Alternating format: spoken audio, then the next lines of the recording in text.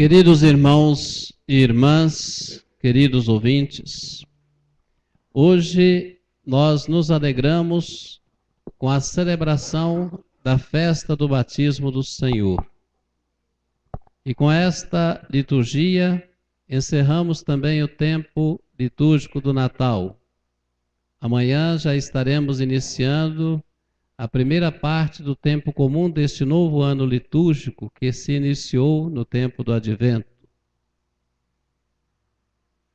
E o batismo para Jesus, recebido das mãos de João nas águas do Rio Jordão, foi o marco inicial da sua missão pública.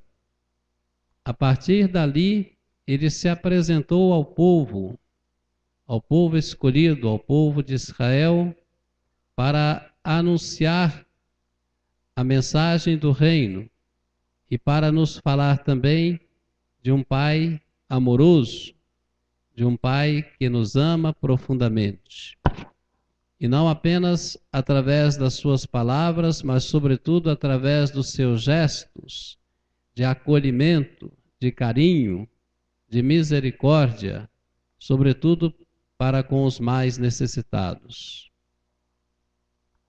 E celebrando este grande acontecimento da nossa fé, somos também convidados pela liturgia a pensar no nosso próprio batismo, a pensar que pelo batismo nos tornamos também templos e morada de Deus.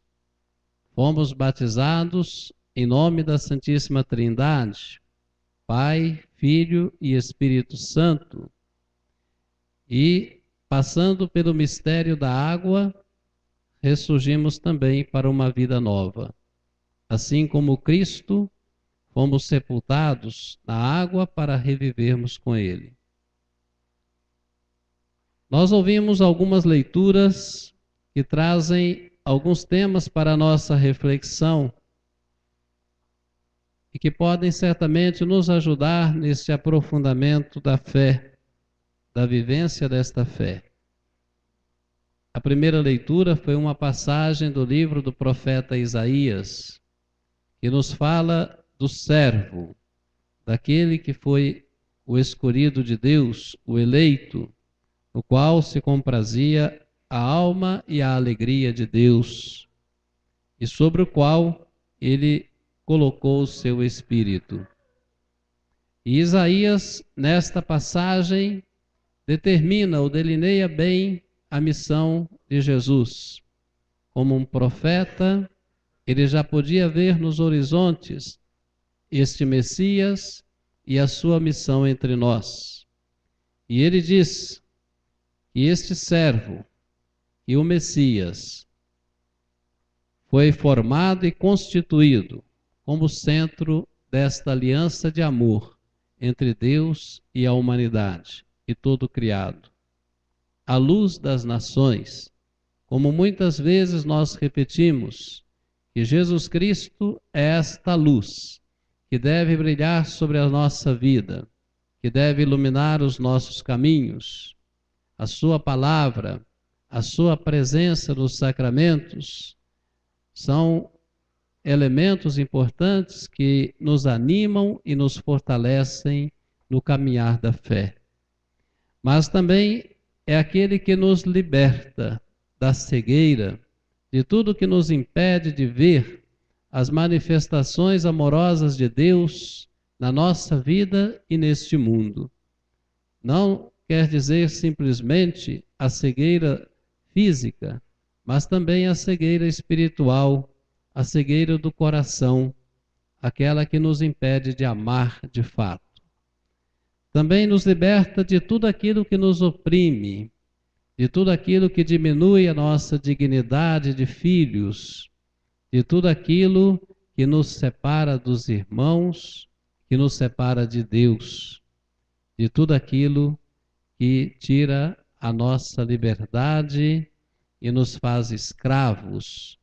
Não apenas o pecado, ou todo o pecado, inclusive o da injustiça, inclusive o da discriminação, o da indiferença, pecados dos quais podemos sentir os efeitos e pecados que também nós muitas vezes cometemos pelas nossas palavras e pelas nossas atitudes, seja com aqueles que não conhecemos muito bem, mas muito mais vezes com aqueles com quem nós convivemos no dia a dia, dentro da nossa casa, nos lugares que frequentamos.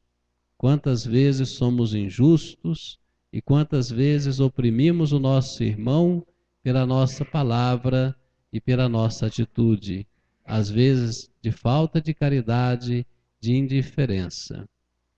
Mas Jesus Cristo veio para nos libertar destas trevas.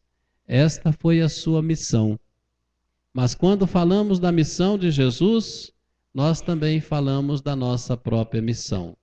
Se por um lado fomos agraciados com esta graça de Deus em Jesus Cristo, no qual encontramos a redenção e a libertação, a salvação, por outro lado, somos convidados também a nos colocarmos nas mãos de Deus, como instrumentos de hoje, para que Ele continue falando no coração de cada um dos seus filhos, através da nossa palavra e do nosso testemunho de fé, para que Deus, usando-nos como instrumentos, ainda que imperfeitos, possa continuar libertando e salvando a todos e construindo um reino do jeito que Ele quer.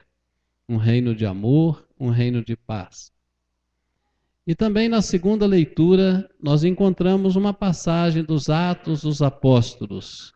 E aqui é uma pregação de Pedro, o apóstolo ao qual Jesus Cristo confiou o governo da sua igreja, aquele que deveria confirmar os seus irmãos na fé. E Pedro faz uma pregação interessante que os Atos dos Apóstolos nos faz recordar. Ele diz que Deus não faz distinção de pessoas. Ele enviou a sua palavra a todos. E Ele aceita aquele que o teme e aquele que pratica a justiça, porque faz a sua vontade. Não importa a nação, não importa o povo. Jesus Cristo veio para a salvação de todos nós. Ele é Senhor de todos. E depois Pedro faz uma recordação da vida de Jesus. E ele mostra justamente que aquilo que Jesus viveu correspondeu àquilo que o profeta Isaías escreveu ainda no Antigo Testamento.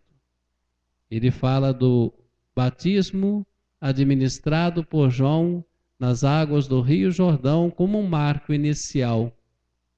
E ele conta a história de Jesus em simples palavras, um pequeno retrato, uma pequena fotografia.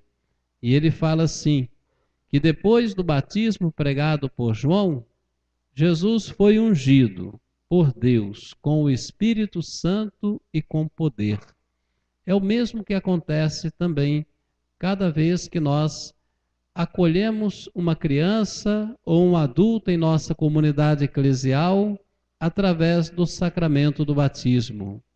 Deus nos unge com o seu Espírito e com poder. Nós nos tornamos diferentes. Nós nos tornamos plenos da graça, purificados, imagem perfeita do Senhor. E depois ele disse,